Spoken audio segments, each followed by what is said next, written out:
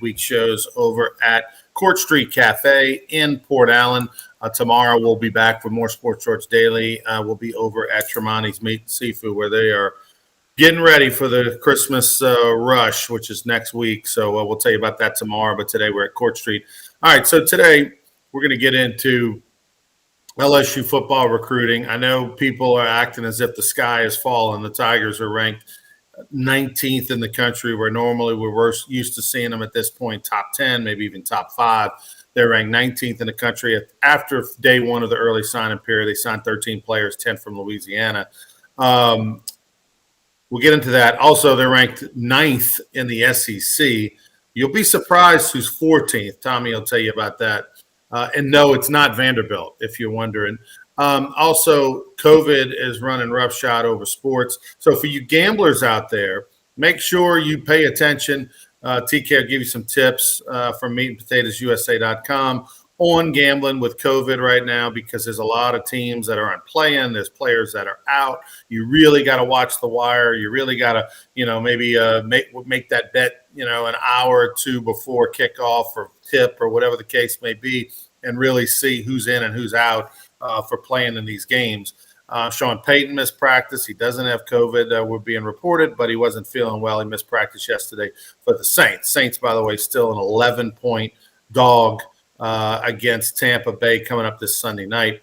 And also, Tommy will tell you about Tom Brady. He's gotten involved in college football signing day. He was a big news topic. Got involved yesterday. We'll tell you what that is all about. And LSU men's and women's basketball are on a heater. There was an article written that said, is LSU becoming a basketball school? We're talking about men and women. If the NCAA leaves LSU alone, then, yeah, it's on its way to being a basketball school, particularly on the women's side and possibly even still on the men's side. But, again, we've been waiting for the shoe to drop for 2 years on that. We'll get into that and a whole lot more. Let's bring in TK over at Court Street Cafe. Tommy, yesterday, LSU football got it done. And this is not unprecedented, right? We look back in the history whenever there's these changeovers of coaches kind of close to signing period, those first initial classes aren't always very good.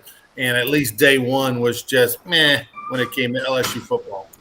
Well, LSU signed 13 players, 10 of them from Louisiana. And, it's like a week period. They could maybe still, in theory, sign somebody in the coming days. But you got to keep an eye on the transfer portal. And then February 2nd, which will be the quote-unquote normal signing day. And there's a push to get rid of the early signing period. And I think that's going to happen. I'll predict that here on Sports Shorts Daily, that they're going to eliminate that early signing period. But I think they did as well as you could expect with the new head coach. No offensive or defensive coordinator identified yet. They got 10 kids from Louisiana. They got 4 offensive linemen, which obviously is a position of need for LSU. And, I'm going to steal the Rants 13 quote. You just got to let this thing play out through the transfer portal, through the next signing period. Coach Kelly getting some offensive and defensive coordinators hired, and then move forward and they continue to put, because by no means is the 2022 class complete at this point. Why do you think that they'll get rid of the early signing period? Well, because it's the pressure on the coaches. You had 28 coach changes in the FBS, okay? And 13 of them came prior to the end of the season, which is an all-time high. And then you had athletic directors, including Scott Woodward, scrambling, thinking they had to get somebody in place because of December 15, the early signing period. And then you got to put staffs in place. And then, like Luke Fickell, he's got to recruit, and, he maybe didn't get another job because of the playoff, and then he's got to deal with the early signing period. I just think it's going to go away. I've read several articles in the last couple of days that, most people think it's going to go away. It was a good idea. It's 5 years old. This is the 5th year of the early signing period. It was a good idea at one time. It's just not anymore. Hey, cassette tapes were a good idea at one time. They're just not anymore. Maybe the early signing period becomes truly the early signing period. Maybe that's another route if they want to stay with it. Instead of it being in December, maybe it's something that takes place in August. Maybe it's something that takes place in September. Make it a true early signing period. For example, in baseball, because you're a spring sport, baseball's early signing period is November. Well, you sign in November prior to ever playing in your senior season in that sport. So there's baseball players that literally sign for college, have the balloons, wear the cap, do the whole thing, and they are months away from ever stepping foot on the diamond or softball or whatever to play, in their senior year. So, as goofy as it sounds, why couldn't you do the early signing period in August or September or whatever? If you really are hell bent on keeping the early signing period.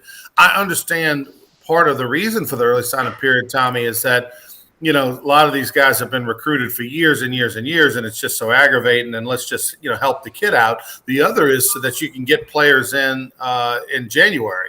Now, people still got in January when you had the early signing period in February. They just early enrolled, and you can still, I guess, do that, but there has to be something, because I agree with you that I don't like the feel and the look of the early signing period. The only problem, Tommy, is that the NCAA and these coaches and presidents have shown that they don't fix mistakes very easily, or are they willing to fix mistakes? But when it comes to the early signing period, it's forcing ADs to fire coaches and make decisions on coaches way earlier. Instead of maybe letting a coach finish the season, maybe even letting go of a coach second to the last game or whatever the case may be, they're getting rid of coaches earlier because, A, they want to get out there early in the coach market. B, they want to send a message to recruits. Hey, we know this is not going well. We're going to make a change. Hang in there, so they don't jump ship maybe as quickly. Those are all the reasons. And as you mentioned, Luke Fickell, this is the most bizarre story of all. You got two scenarios. You got Notre Dame's coach who leaves days prior to finding out they're not in the championship Final Four, when a lot of people thought, including myself, that they probably would end up in the championship Final Four. Had Alabama lost, I think they probably would have ended up in the Final Four, but Alabama pulled a stunner. Or Michigan lost, they would have ended up. But so Brian Kelly gets all kind of hell for leaving his team.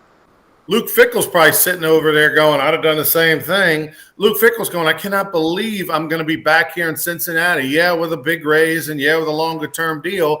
But he got punished. I mean, the reality is Luke Fickell got punished for having his team in the Final Four, Tommy. He would no way in hell is that guy the coach at Cincinnati next year if he finishes fifth.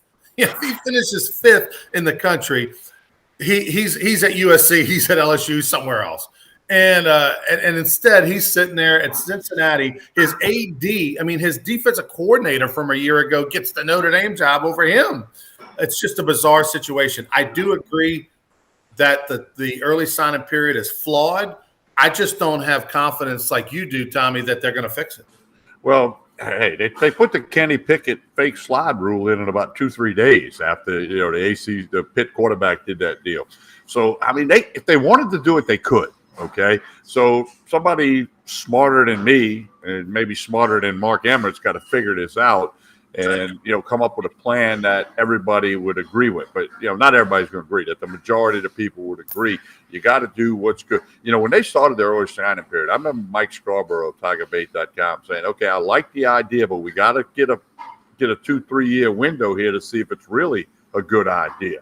And now it doesn't look like it's a good idea 5 years in. So you got enough of a snapshot there to determine whether or not it's a good idea. But, college football is just, you talk about the wild, wild west. Follow the money. That they should change it from NCAA to FTM. Follow the money. That's what it's all about now. Urban Meyer let go as the coach at Jacksonville while you were sleeping last night. That news happened. You've been calling for this for weeks.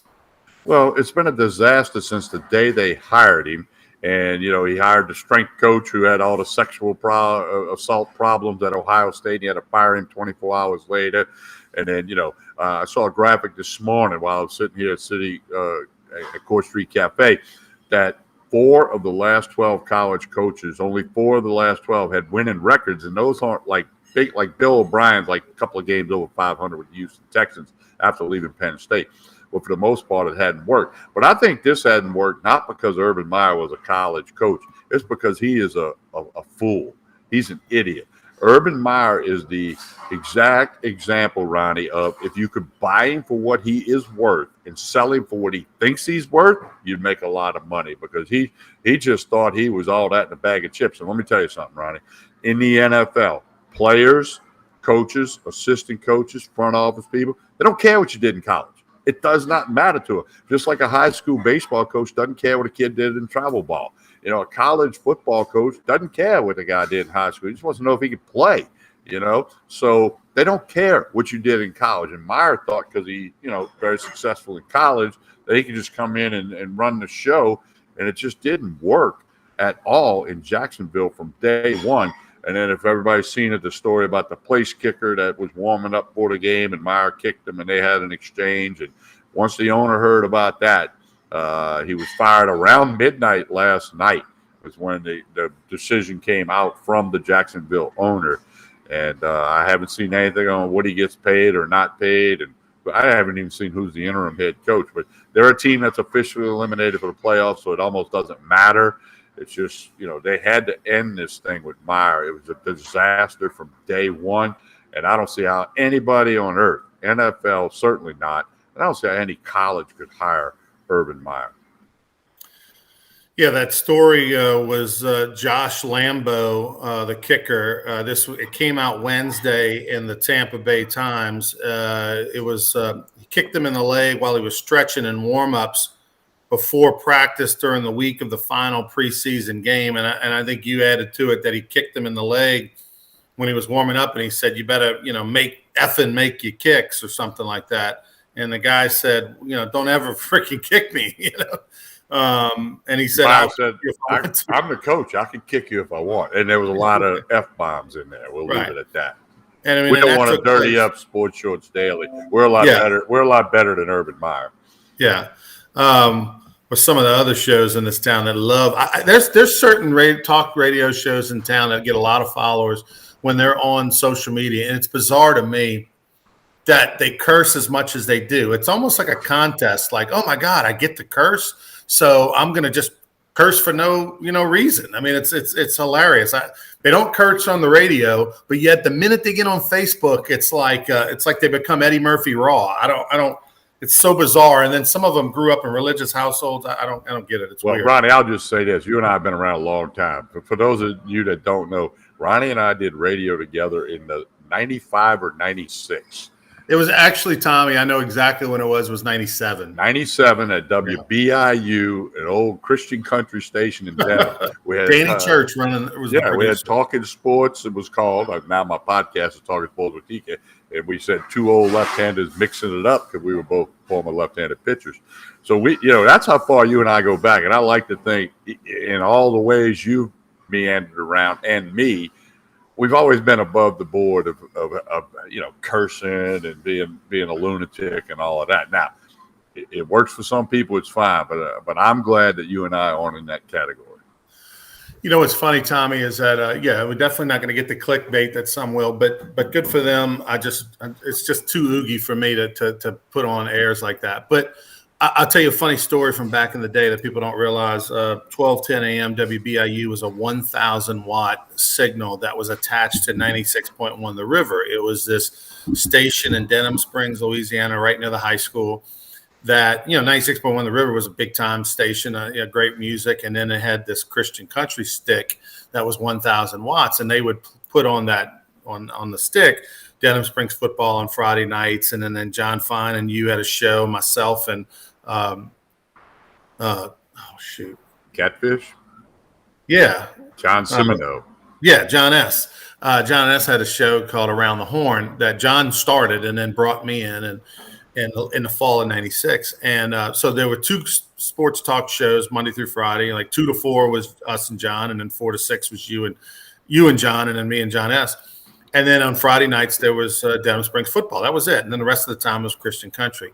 And it was the 1,000-watt AM signal that at nighttime powered down to nothing basically meant the stick was in Denham Springs. If you went to Lee and Highland, you probably couldn't hear the show. And I remember doing a remote at Custom Colors Paint Store on Lee and Highland, and they paid for us to do a live remote and promote their business there, and we really couldn't hear the show on the radio in the store. I mean, that means two things. One, we were really good salespeople, and they were really bad at buying media. But either that, or we were really charging probably too little.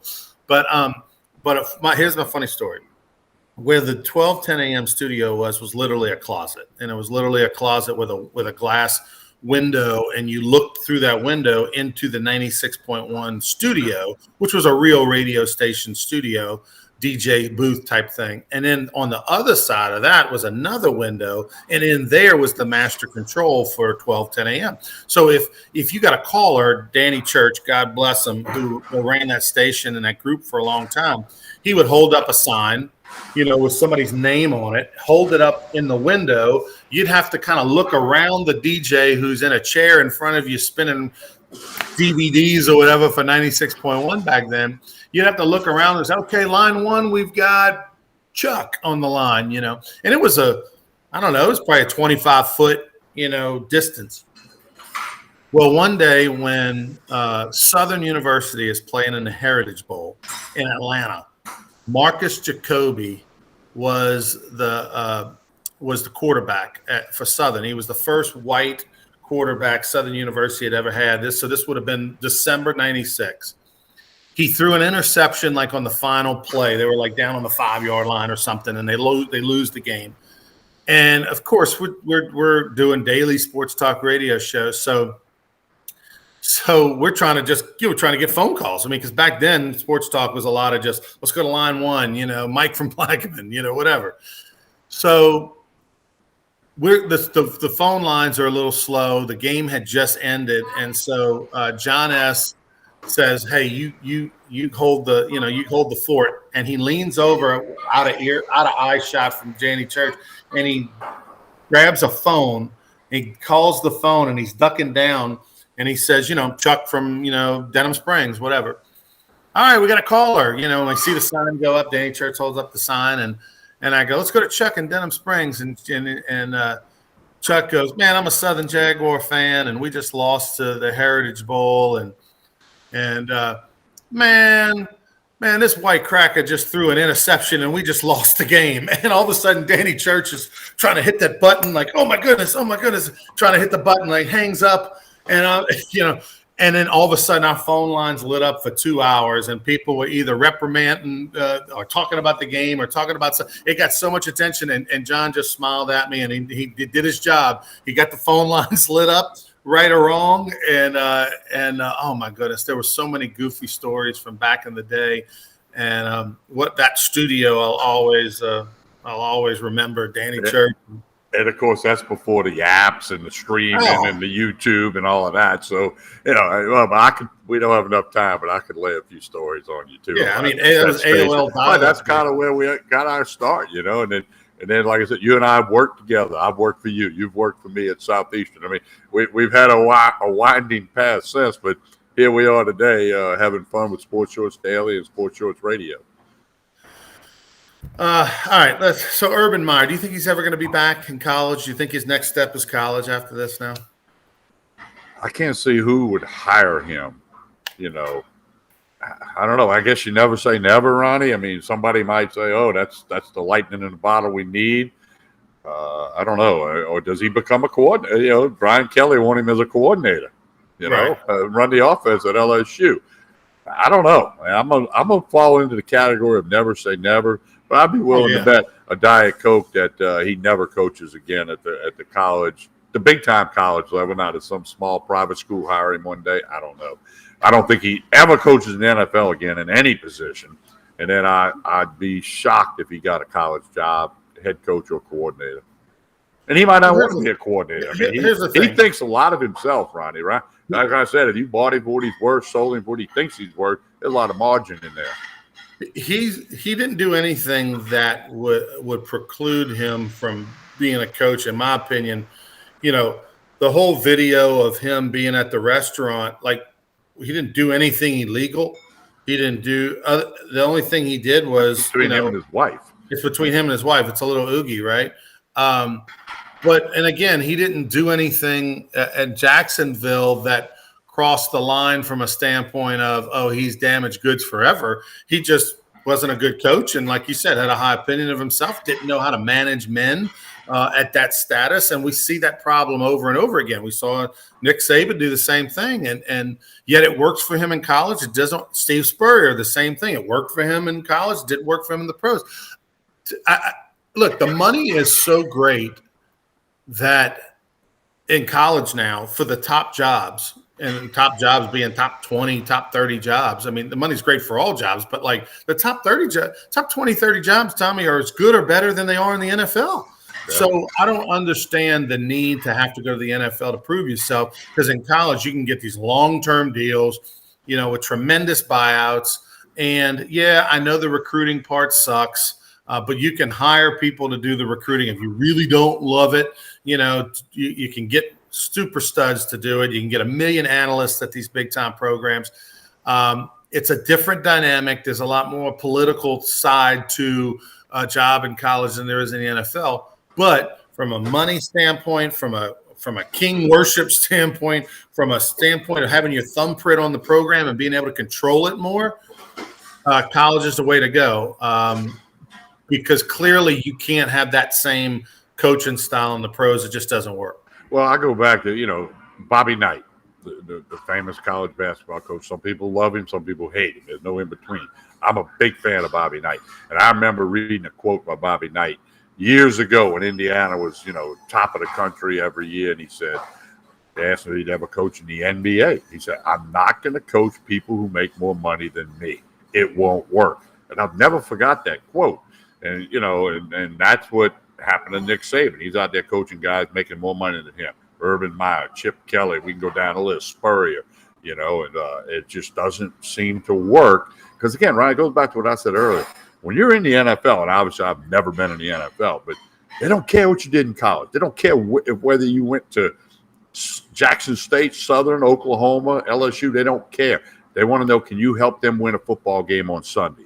And they don't care about the other stuff. Urban Meyer thought everybody cared that he was gone. And there was a quote this morning. Somebody said when the Jaguars hired Urban Meyer, the quote was they'd have been better off hiring Ryan Day, who's the current Ohio State coach, because he would have been better with people. But, everybody's got an opinion. We'll see. I don't know what the buyout is in Jacksonville. I don't know how much money Urban Meyer is going to get to kind of go away. I'm sure it's going to be a good bit. I imagine he'll do like he's done in the past. He'll disappear for a little bit and resurface next fall on TV. And he's got plenty of money. He's got his restaurant. He can do TV. If he wants to coach college football, 100%, there's going to be opportunities for him. 100%. Oh, I absolutely. I totally believe that. Hugh Freeze got an opportunity, and he's calling prostitutes on a school phone. So, and did some recruiting allegations. So, Urban Meyer's too good. It may not be at Ohio State. It may not be at LSU per se, like a big time school at that level. But if Lane Kiffin ever left Ole Miss, you think Ole Miss wouldn't take Urban Meyer? I mean, of course they would.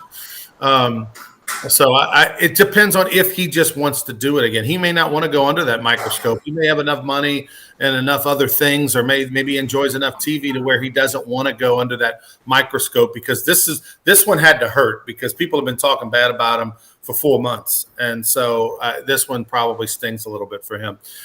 Talking about recruiting, Deion Sanders. Why doesn't Florida State fire their coach and hire Deion Sanders right now? Because if he can recruit at Jackson State, somebody's got to give this dude a chance at a big-time program. And Florida State, being his old school, seems like the right fit.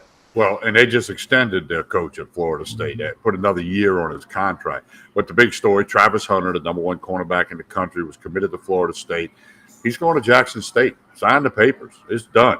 Playing for Deion Sanders. So, this HBCU and this SWAC, the SWAC is putting themselves on the map with Hugh Jackson at Grambling, Deion Sanders, and they're going to start getting – there's another big-time player that's also going to Jackson State. I can't call his name right now, like a 4 or 5 star recruit.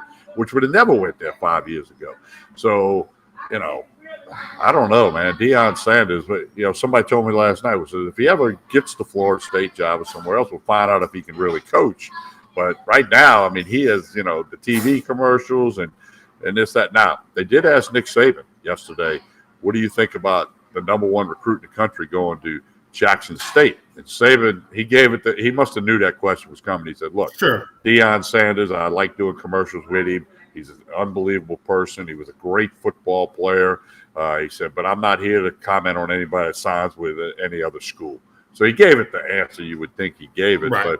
But I'll applaud. There's nowhere for him to go. I applaud somebody for asking him that. But hey, yeah, it is what it is, and Well, Mike Norvell got the extension on Tuesday, the head coach of Florida State. They showed improvement as the year went on there, but still, look, I think Deion Sanders, he gives it another year. They continue. They win another SWAC championship.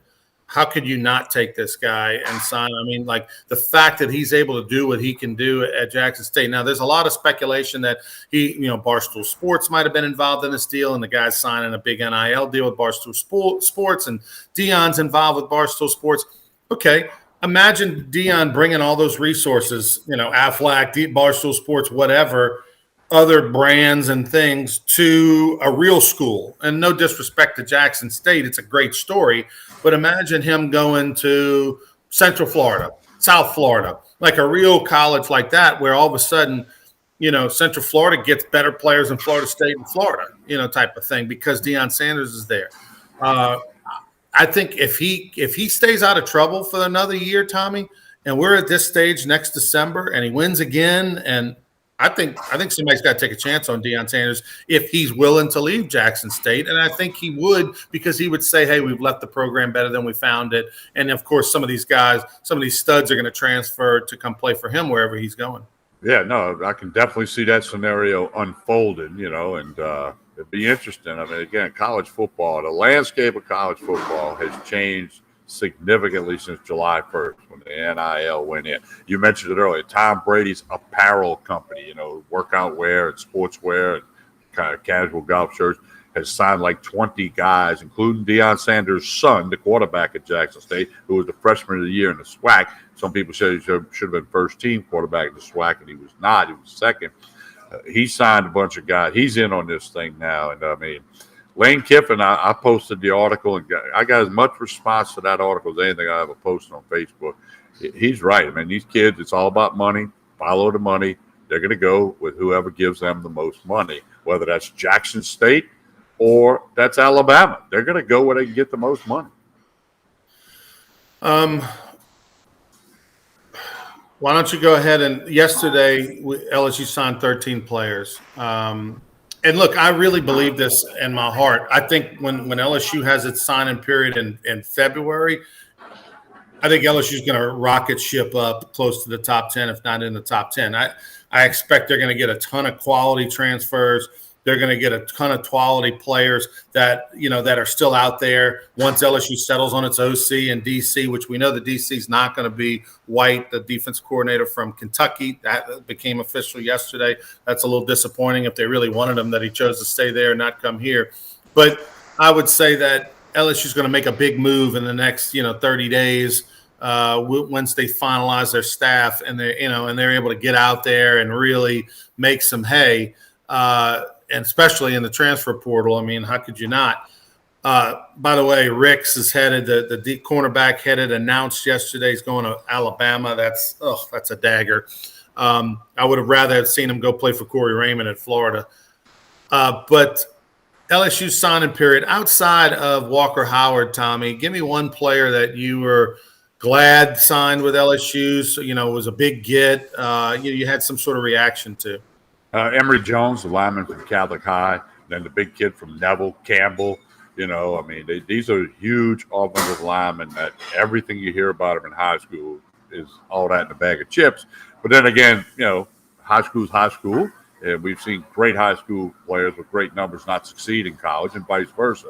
But I think getting those linemen, especially knowing linemen's a position of need, and Brian Kelly's kind of a lineman guy. They put a lot of guys in the NFL from Notre Dame on the offensive line.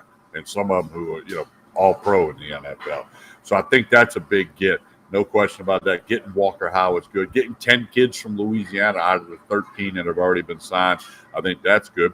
And I got a little something for everybody here.